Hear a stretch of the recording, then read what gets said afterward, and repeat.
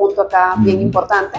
Y bueno, ellos decidieron este año hacer el ajuste de esa cuenta. Sí, sí, porque es que fíjate algo, es probable que dentro de la temporalidad uno pudiera decir, bueno, mira, es que el tipo de cambio con el que se manejó esa transacción en el pasado ya prácticamente desapareció, ¿ok? Sí. Sobre todo con los procesos de reconversión monetaria que ha tenido, que creo que han pasado dos. Desde esa cuenta han pasado, pero aún así no han quedado en cero. Y todavía no quedan en cero, está muy pequeñito, ¿verdad? Sí. Entonces, ¿qué sucede? Es una partida monetaria. ¿Se puede ir actualizando ese valor? Sí, pero ¿hasta cuándo? O sea,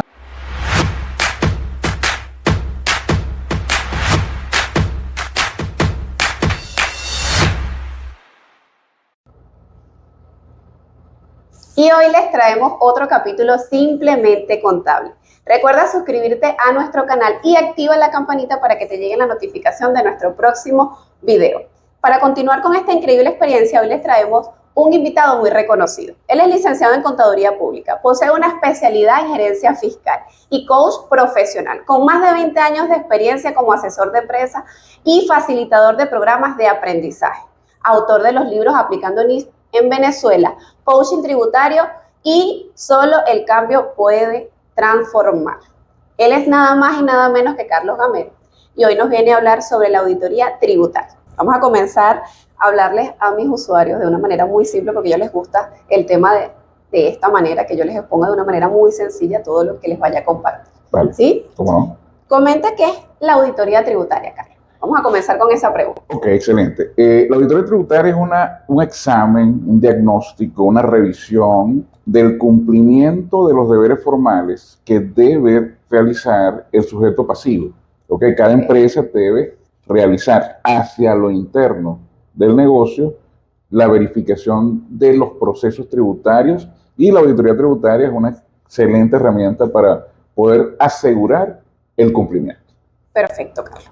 Carlos, ¿cuál es el objetivo de realizar la auditoría tributaria?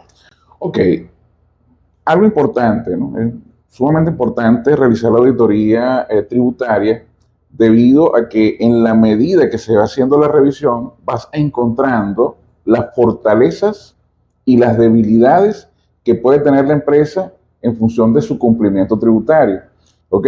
Con todo este concepto de que la carga tributaria de las empresas es muy amplia, son muchas leyes que cumplir, entonces es importante hacer auditoría o revisión de cada una de ellas, de la ley de impuestos sobre la renta, del cumplimiento con el IVA, del IGTF, del IGP, a pesar de que es anual, es sumamente importante, de los conceptos parafiscales. Hoy día tenemos cerca, bueno, ya cumplimos con LOCTI, pero ahora es mensual. Sí. Y ley del deporte que viene ahora también. Entonces, es importante reconocer en cada etapa el cumplimiento, pero de manera clara, para tener una razonabilidad de que sí se está cumpliendo con los deberes formales. Claro que sí. Bueno, vamos a hacer una pequeña pausa en esta pregunta porque tocaste dos puntos en donde los usuarios tienen como que un poquito de dudas, ¿sí? Creo que la LOCTI, que ahora se hace de forma mensual, y ahora viene también lo del deporte. Carlos, ¿es necesario que todos los contribuyentes cumplan con este deber formal? Ok, fíjate algo importante con respecto al LOCTI, reconocer que hubo un cambio el año pasado, en el 2022,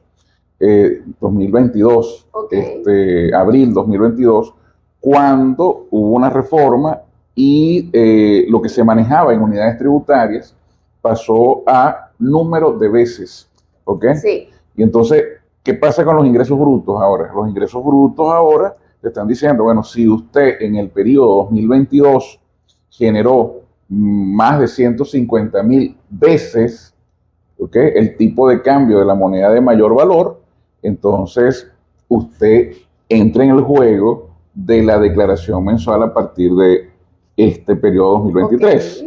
¿Ok? Ese es el cambio puntual, ¿no?, que se le ha dado a la LOCTI. Y en el caso del deporte, específicamente, es si generó más de 20,000 unidades tributarias de renta neta, en este sentido. Ahora, ¿qué cambio hay con respecto al contribuyente? Que es la pregunta que tú me estás haciendo.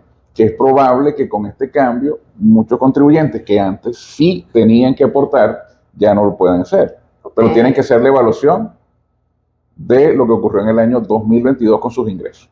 Ok, perfecto. Nosotros acá en la oficina, desde el año pasado, cuando comenzamos a actualizar después de pandemia, nos dimos cuenta, sí cometimos el error de en pandemia no haber hecho las declaraciones con algunos contribuyentes porque no llegaban o no cumplían con las unidades tributarias, ¿sí? Pero este año nos dimos a la tarea, hicimos como quien dice una planificación de deberes formales y a todos los contribuyentes le estamos realizando esta declaración, tanto de la LOCTI como también la del deporte, para evitarlo por aquí. Nosotros siempre decimos que es mejor tener el deber formal allí, la certificación y la constancia y no necesitarlo que, bueno, cuando haya una fiscalización, una revisión, bueno, no tengamos dicho deber formal a la mano. Así es, así es. De esa manera lo estamos haciendo. No sé si está bien. Es sustentarse. Sí, sí, ¿Okay? Sí, correcto. Así es. Ok, Carlos, ¿qué diferencia existe entre una auditoría tributaria y una fiscalización?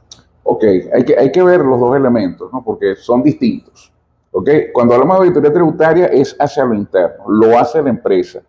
O sea, el especialista, el contador, el asesor o la persona encargada de desarrollarlo, el departamento en todo caso, contable, administrativo, realiza una verificación hacia lo interno del negocio para darse cuenta del nivel de cumplimiento o evaluar los posibles errores, que pueden ser cuantitativos o cualitativos, que en función del no haber cumplido, bueno, mira, aquí tenemos un listado de situaciones en las cuales no hemos cumplido. ¿Cuál es el impacto? ¿Cuál es el riesgo? ¿Cómo determinamos cuál pudiera ser la sanción? Y particularmente eso ya queda como parte de nuestro informe para tomar decisiones. ¿Ok? Ahora, ¿qué pasa cuando hablamos de fiscalización? Fiscalización es externa. La fiscalización es que llega el ente público, en este caso el CNA o cualquier otro, ¿okay? Que pudiera estar desarrollando un proceso de verificación de deberes formales o una verificación de oficio, una fiscalización de oficio, y allí van a determinar si realmente el contribuyente, el sujeto pasivo, cumplió con su deber formal y ellos lograron la recaudación efectiva de los tributos. Perfecto. En esta pregunta es importante porque yo hice como quien hizo una encuesta de qué les gustaría a ellos que tú nos explicaras para con esta actividad que tenemos. Yo Perfecto. Ya había colocado por allí esa dinámica. Esta diferencia entre la auditoría tributaria y una fiscalización, ¿en qué punto son semejantes? ¿En qué punto? Ok, son semejantes en el proceso de revisión comparativa. ¿Ok?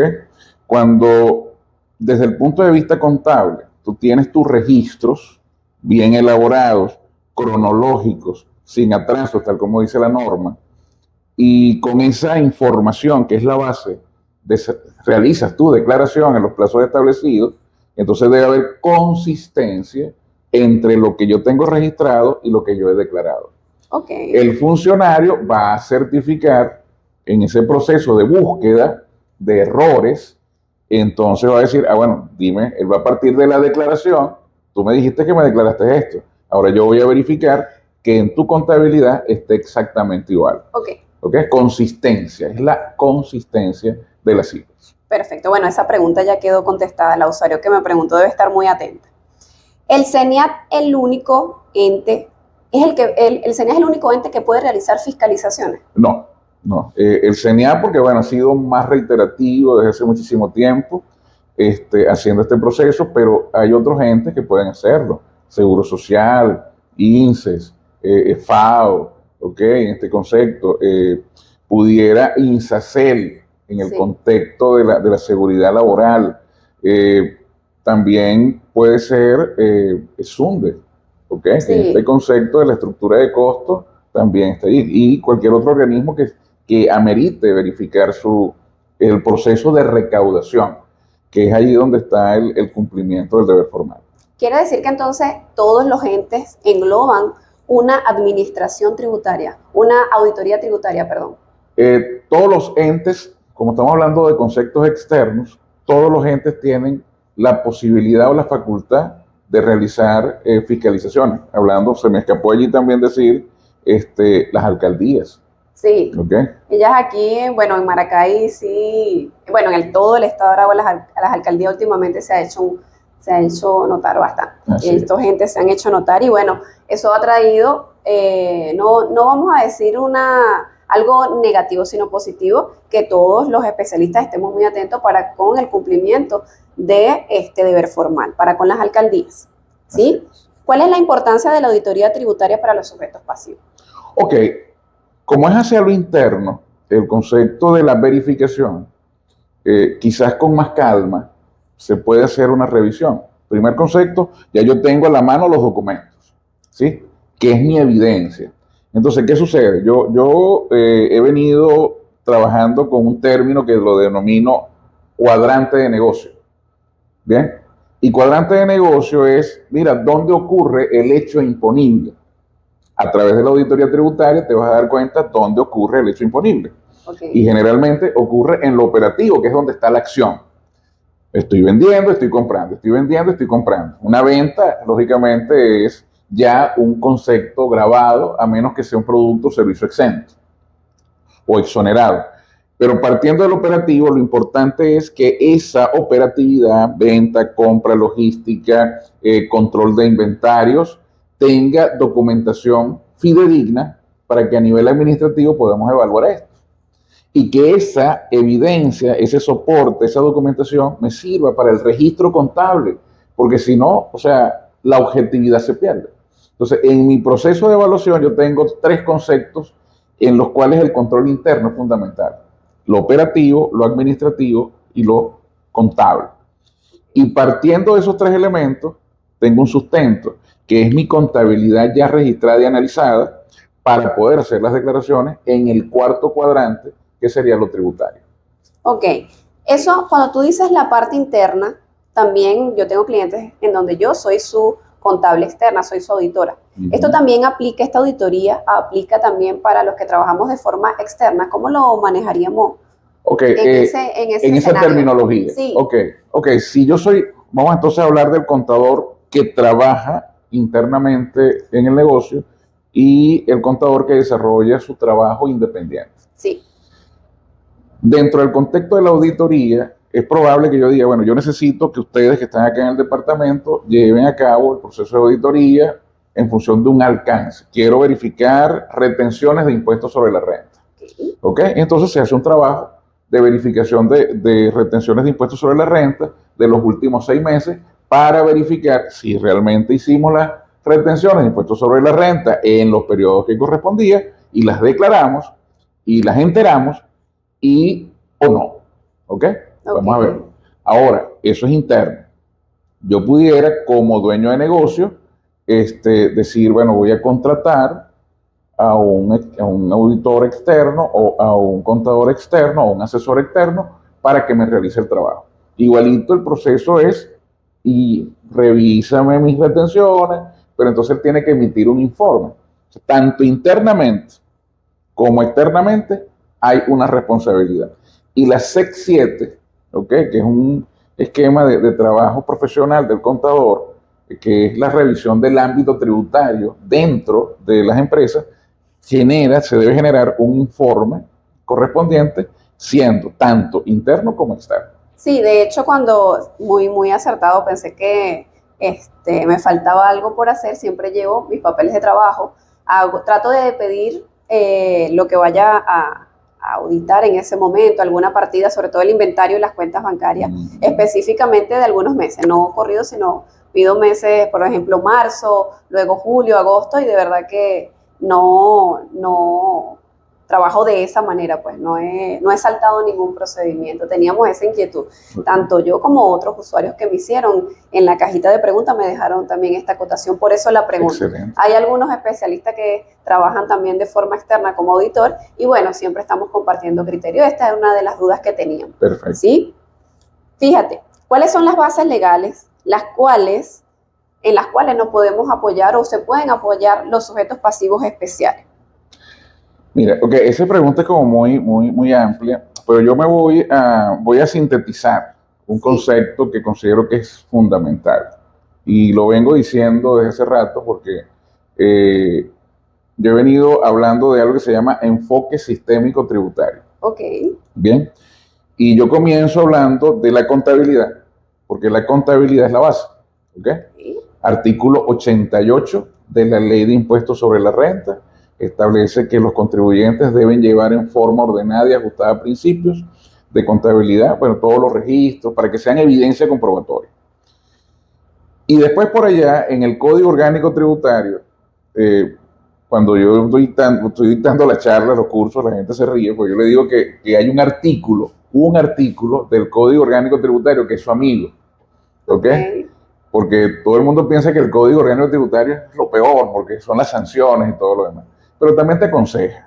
¿Ok? Entonces, el artículo 155 establece, desde mi punto de vista, desde el punto de vista de la planificación tributaria, los objetivos tributarios que debe cumplir cada contribuyente. Pero además yo les digo, él es tu amigo, él te da el espaldarazo cuando te aconseja que debes cumplir con esto. Y con esto, mira, emitir factura, tener el RIC actualizado, llevar la contabilidad de acuerdo con la normativa, etcétera, ¿no? Una cantidad de conceptos que están ahí que si nosotros hablamos de los famosos números primos en matemáticas, yo diría que el 155 del Código Orgánico Tributario es primo del 88 en la Ley de Impuestos sobre la Renta, porque tienen mucha correlación. Entonces, esos dos considero yo que está, como que dice, la base fundamental, y yo lo llamo la escalera del cumplimiento. Ok. Nosotros aquí, como quien dice, hicimos como un pequeño resumen en cuanto a las bases legales. Creo que dependiendo de la auditoría que vayamos a tener, debemos usar las bases legales, es decir, dependiendo de cada ente, por lo menos el del Seguro Social, el de la alcaldía, debiéramos de basarnos en cada uno de sus providencias y sus reglamentos. Por supuesto. Claro, siempre tomando en cuenta, yo me imagino que lo que querían preguntarme los usuarios, ¿cuál es la base legal en común con todas estos entes, el basamento legal de todos estos entes? Esos dos tienen que ver directamente con él. Por supuesto, si tú me estás hablando de otros entes, que en este caso Seguro Social, sí, tiene una providencia, la 003, que tiene un listado increíble de cosas que debe tener el sujeto pasivo a la hora de que se presente la fiscalización. Debe tenerlo en la mano para poder mostrárselo al funcionario actuante. Sí, de hecho aquí llevamos la carpeta y nos guiamos y tal cual los enumerados están en la 003, nosotros lo llevamos, que es un dolor de cabeza para muchos empleados de nuestros contribuyentes. Siempre que vamos a hacer la visita, algún documento falta por actualizar, pero la tienen allí. Siempre uno que otro mes por actualizar, pero son puntos de control que hay que evaluar. Sí. En la auditoría tributaria, entonces van a surgir esos puntos de control y ahí surgen las sugerencias. Sí, correcto. Bueno, Carlos, vamos a continuar con cuál es la herramienta fundamental al realizar una auditoría tributaria. Bien, fíjate algo. Hay técnicas de auditoría que generalmente uno utiliza a nivel general, como es el concepto de la observación. ¿Okay? Si vamos a evaluar inventario, entonces tú dices, bueno, yo me voy a colocar en una posición estratégica y ver el procedimiento, cómo lo va llevando cada uno. Esa es una técnica. Pero cuando estamos hablando de conceptos tributarios, estamos hablando de dos conceptos fundamentales. El primero tiene que ser el conocimiento de la base legal de cada tributo. Bien, en este sentido es fundamental. O sea, tener el conocimiento de la base legal de cada tributo para poder decir, bueno, voy a generar un criterio o voy a generar un procedimiento.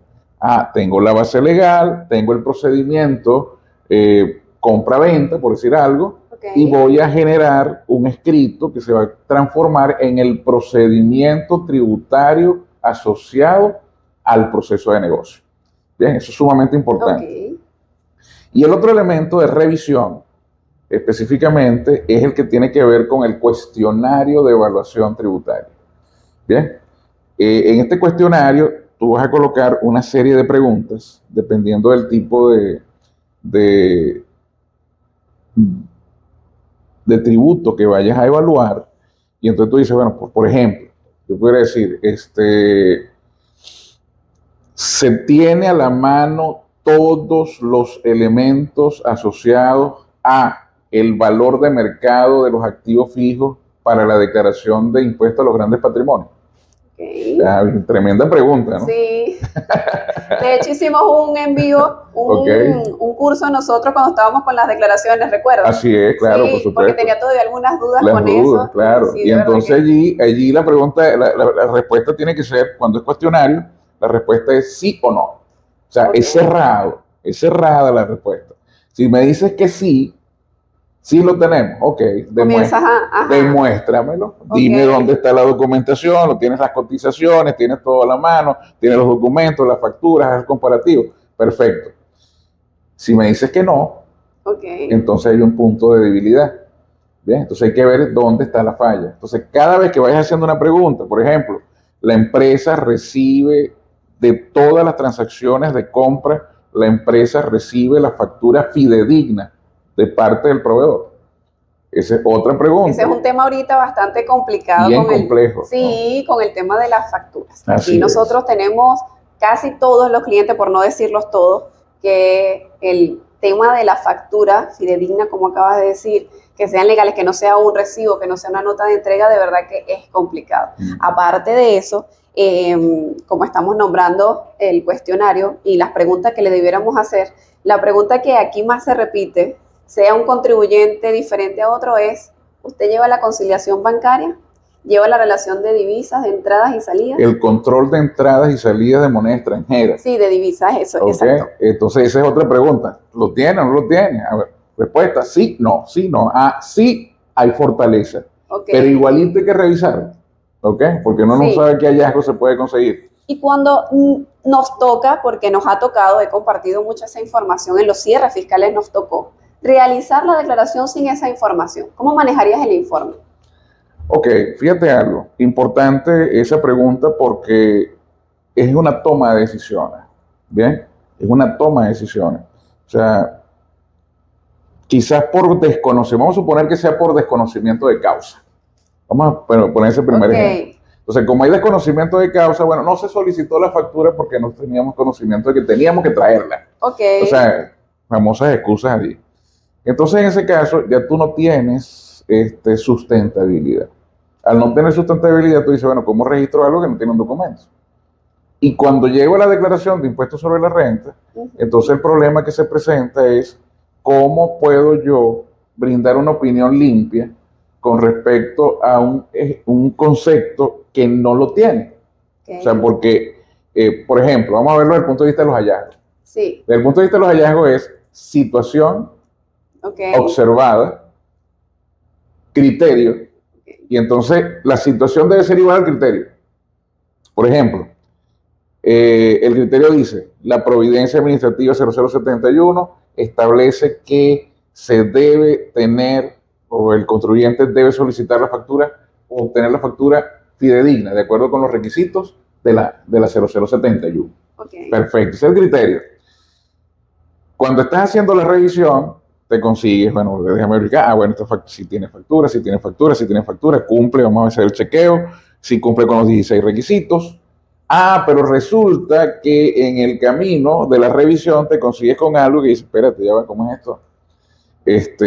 Me está diciendo que hay 50 facturas de venta Okay. en el libro de venta y me está diciendo que apenas tiene 10 facturas en el libro de compra y prácticamente todas las facturas que tengo aquí son de servicio. Sí. ¿Dónde está el costo? ¿Ok? Esto Que no nos pasa está acá. muchísimo aquí. Eso está sucediendo. Entonces allí, particularmente, la pregunta es, ajá, ¿compraste?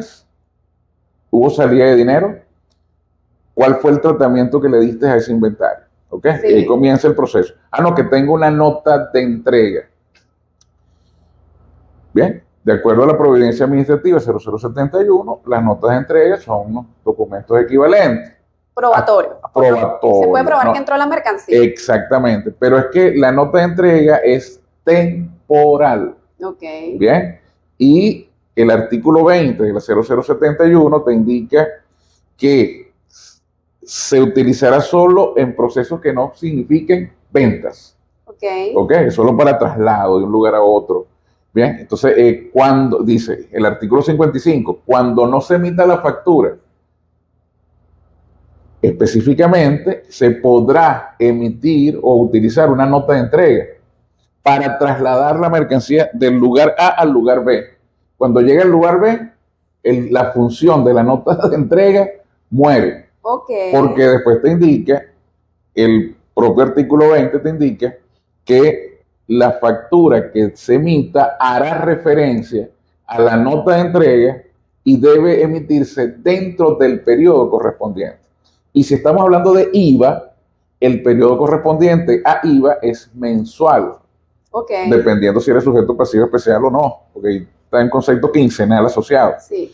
Entonces, ¿qué sucede? El tiempo de entrega o el tiempo de emisión de factura es dentro del mes, cuando ocurrió la operación que generó la entrega de esa mercancía.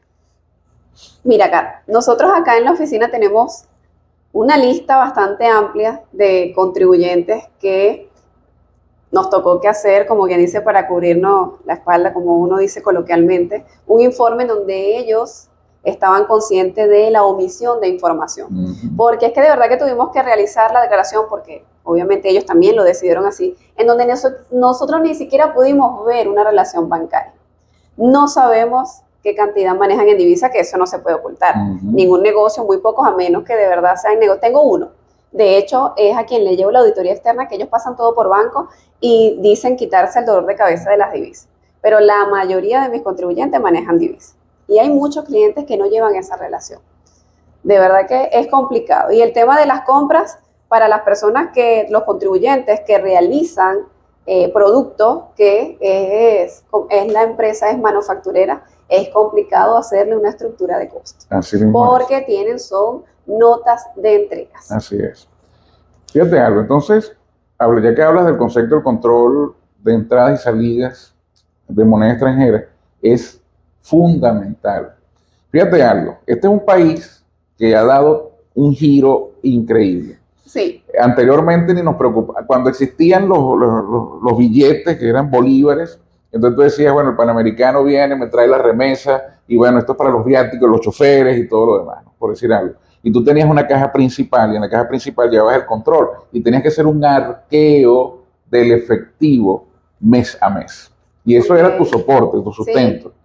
Cuando comienza todo el proceso de que no, mira, que si es con tarjeta de débito, si pagas con tarjeta de débito te rebajo el IVA, ahora todo es por transferencia, el otro concepto, el pago móvil, entonces todos son pagos electrónicos. Sí. Entonces el concepto del dinero prácticamente quedó para conceptos muy básicos, ¿cierto? Pero de repente cuando damos el giro de 180 grados de bolívares a moneda extranjera por efectos de la hiperinflación que tenemos acá en Venezuela, entonces vuelve otra vez el cash, ¿ok? A ser parte de los procesos administrativos, lo que significa en todo caso que tienes que llevar control de entradas de dinero en moneda extranjera, control de salida, para saber el tipo de cambio. Sí. ¿Bien? Porque entonces la transacción entró el dinero en el día A y el tipo de cambio estaba en este. Pero la salida o la facturación fue el día tal. Y cuando hiciste la compra del producto o del servicio, fue en otro día con un tipo de cambio distinto. Por lo tanto, tienes que llevar el control del tipo de cambio de entrada, de cada entrada, y el tipo de cambio de cada salida, porque ahí se genera un diferencial cambiario. Además de ese diferencial cambiario, se genera el diferencial cambiario de corte mensual. O sea, una de las sugerencias que yo les puedo dar a nuestros amigos que nos ven a través de este excelente canal, es que no dejen de realizar el diferencial mensualmente, porque es peor hacerlo al final. ¿Ok? Porque al final se acumula y tienes aquella cantidad. Y después tú dices, ¿qué pasó aquí? ¿No?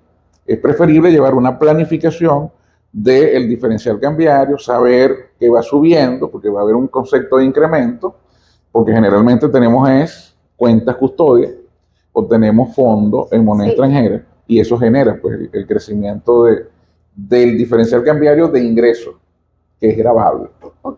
En los casos que implique la gravabilidad, de acuerdo al artículo 186 de la Ley de Impuestos sobre la Renta. Carlos, ese diferencial cambiario, ¿cómo lo manejamos contablemente en las cuentas? Ok, yo tengo partidas que se denominan partidas monetarias, ¿ok? De activo y de pasivo. Entonces yo puedo tener un fondo operativo en moneda extranjera, puedo tener una cuenta custodia o denominada Sí, custodia, son muy famosas hoy que en son día. muy famosas, y puedo tener un pasivo en moneda extranjera.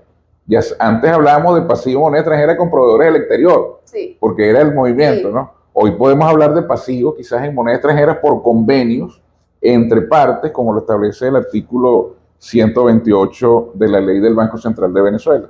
Sí.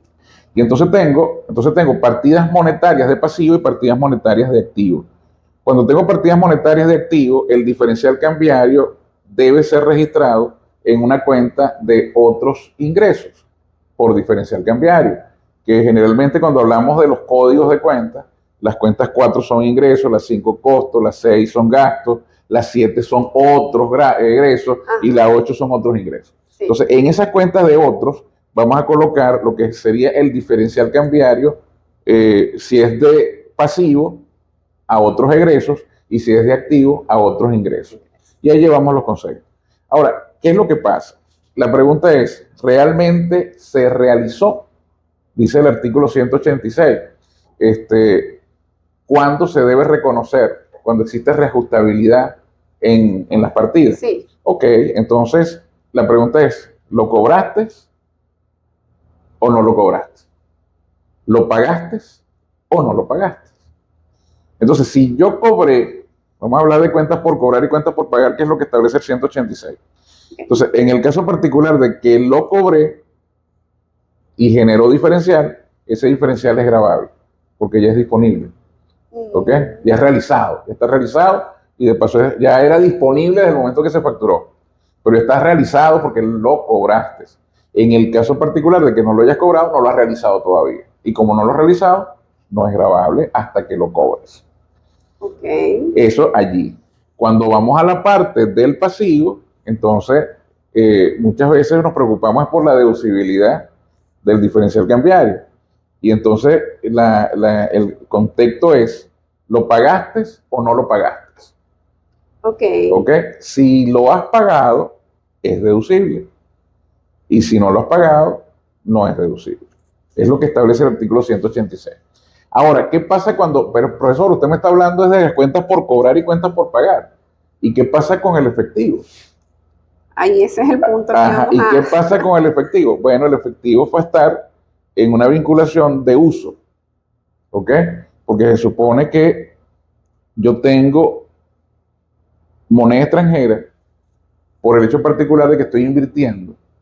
Y entonces, como yo estoy movilizando las cuentas, entonces al movilizar las cuentas, existe la posibilidad de generar diferenciales, porque como tenemos distintos tipos de cambio todos los días, entonces se genera un diferencial cambiario, que es gravable de hecho. Ahora, si la cuenta bancaria entra en esas situaciones que hemos observado, escuchado, de que mira, la cuenta bancaria está trancada por el banco, o el banco nos cerró la cuenta, o el banco no nos permitió usar más la cuenta, y teníamos dinero ahí. Entonces, ese dinero se movilizó. No, ya más nunca de ahí se movilizó. Pero está generando un diferencial cambiario. Bueno, depende de la decisión que tomes. Si vas a cerrar la cuenta, si no la vas a usar más, si tomas una decisión de no mostrarla más a través de un asiento contable, porque ya no vas a tener la posibilidad de usarla. Entonces, por lo tanto, ese diferencial cambiario de ahí no es gravable porque no tienes posibilidad de uso de ese dinero.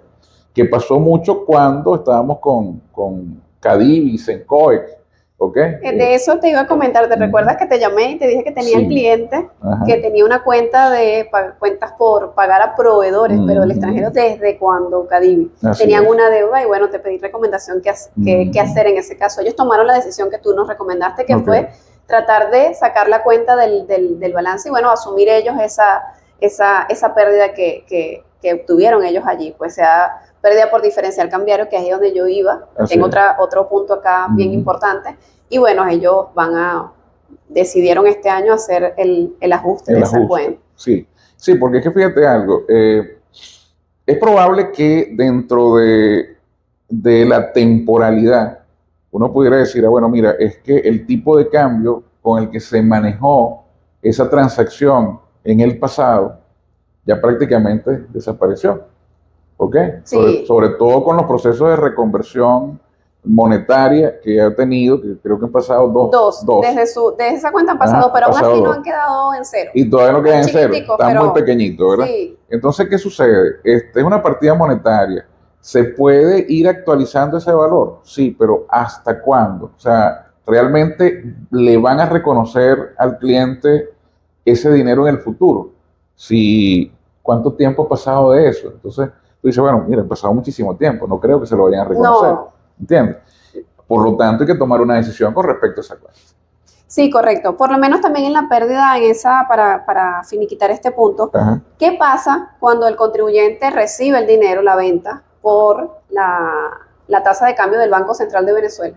Y cuando ellos quieren comprar, se lo cobran, obviamente, cuando quieren comprar mercancía, hacer un gasto, hay proveedores que se lo cobran al paralelo, o sea, al monto que está establecido no en el Banco Central de Venezuela, sino el paralelo, aunque también tenga que cumplir con la tasa del BCB. O este cliente quiere hacer compra de dinero para resguardar que no se le devalúe el dinero y tenerlo allí para invertirlo a futuro, evidentemente ahí hay una pérdida. Sí. Esa pérdida de diferencial cambiario, ¿cómo deberíamos de manejarlo? ¿O cómo debería el contribuyente manejarlo? Ok, fíjate algo. Legalmente hablando, vamos a hablarlo desde el punto de vista legal, asumiendo que, bueno, que la ley la famosa ley de ilícitos y cambiarios, ¿verdad? Que ya quedó derogada en 2018. Sí. Y que el convenio cambiario número 1 viene a darle, como dice, una cierta libertad de transacciones entre particulares. Hay dos conceptos. O sea, yo puedo generar una transacción en moneda extranjera, un intercambio, porque es inscrito personal, o sea, entre personas, y bajo ese concepto yo puedo decir, ¿cuál es la tasa? Bueno, la tasa que se debe utilizar para toda transacción es la tasa oficial, la que emite, en este caso, o publica el Banco Central de Venezuela todos los días. Si yo voy a una transacción, a una mesa de dinero en el banco, en la entidad financiera, vamos a utilizar esa tasa. ¿Qué pasa cuando estamos fuera de contexto? O sea, donde el proveedor dice, no, pero es que yo te tengo que colocar una tasa mayor porque yo tengo un valor de reposición que cubrir. ¿Bien? Sí. Eso es lo que pasa en el contexto. Entonces, ¿qué sucede? Esa transacción está, como quien dice, utilizando un tipo de cambio mayor. Si utiliza un tipo de cambio mayor, entonces, ¿quién asume realmente la pérdida cambiaria? Porque ya no sería un diferencial cambiario. O sea, ¿hasta dónde llega el elemento? Bueno, llega hasta donde dice la tasa. Ahorita porque las tasas están, como quien dice, muy lineales.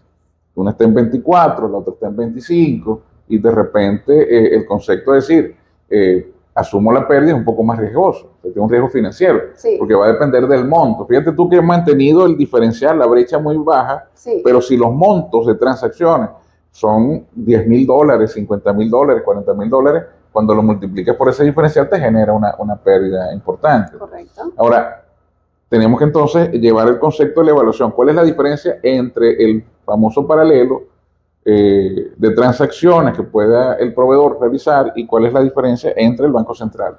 Y esa diferencia vamos a tener que asumirla como una pérdida. La pregunta es, ¿deducible o no es deducible? Para efectos de tributarios, no. No es deducible. Es más financiera. Financiera, Ok. sí.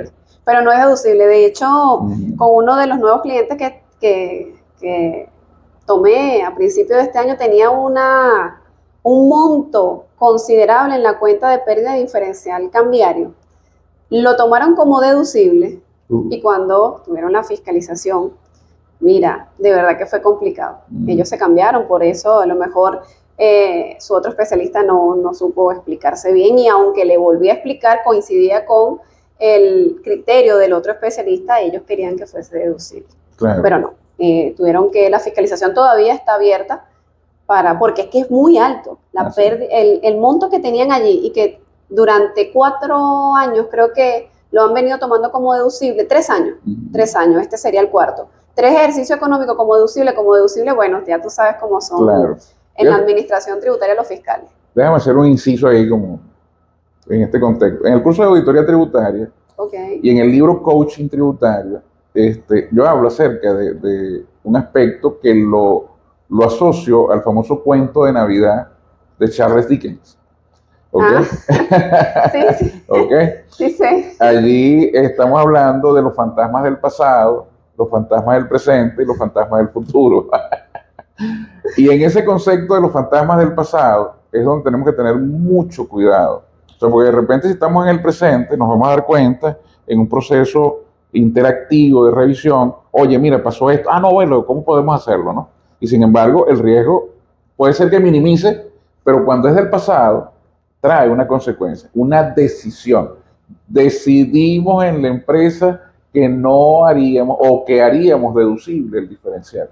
Y eso trae una consecuencia. Okay. Decisiones del pasado traen consecuencias en el futuro. Sí. Por ejemplo, para ponerlo ya en materia de anécdota, ¿no? Lo que está pasando ahorita con los contribuyentes o los sujetos pasivos especiales, cuando el CENIAC los llama a las oficinas y le dicen, bueno, mire, aquí tiene esta lista donde usted declaró ciertamente las retenciones en el plazo de acuerdo con el calendario, pero usted pagó el compromiso de pago 10 días después, 20 días después, 30 días después, 6 meses después o un año después. Ese es el tema que ahorita tenemos de moda. Ese es el tema de moda. Sí. Entonces, ¿qué sucede? Cuando llegamos a ese nivel y de repente te llega el funcionario y te dice, mira, usted tiene acá una sanción que equivale a más o menos una cantidad, oye, exagerada, pues uno lo puede ver exagerado, pero cuando comienzas a hacer los cálculos, en función de la extemporaneidad y en función de que el propósito de recaudación no se hizo en el momento, en el plazo establecido, entonces tú dices, ¿qué consecuencias trae esto? Bueno, estamos hablando de retenciones de IVA, y como estamos hablando de retenciones de IVA, estamos hablando de anticipos, ¿ok? Que se tienen que cubrir inmediatamente o lo más rápido posible. Y entonces si no se genera una defraudación tributaria. En ese caso surge las sanciones que están establecidas en el 115 del Código Orgánico Tributario. 500% del monto no enterado, 1000% del monto no enterado, y por supuesto la actualización. No, pero ¿qué pasó? ¿Cuándo fue la fiscalización que se dieron cuenta de eso? En el año 2019. Pero es que la unidad tributaria del año 2019 no era la que está ahorita. No, pero tienes que actualizar, de acuerdo al Código Orgánico vigente, 2020, tienes que actualizar la unidad tributaria de aquel momento a la de hoy. A la de ahora, sí. ¡Pum! Y entonces comienzas a sumar, y si comienzas a sumar, y si comienzas a sumar, y de paso le colocas que dentro de los deberes formales, artículos 100, 101, 102, 103, establece que se aplicará el tipo de cambio, número de veces el tipo de cambio de la moneda de mayor valor, entonces tienes que sumar adicional. Y hay un toque, así como aparece en Facebook, te dieron un toque. El toque es que si eres sujeto pasivo especial, todo eso va al 200%. Sí, se incrementa, ¿no? Se incrementa. He tenido contribuyentes con los cálculos.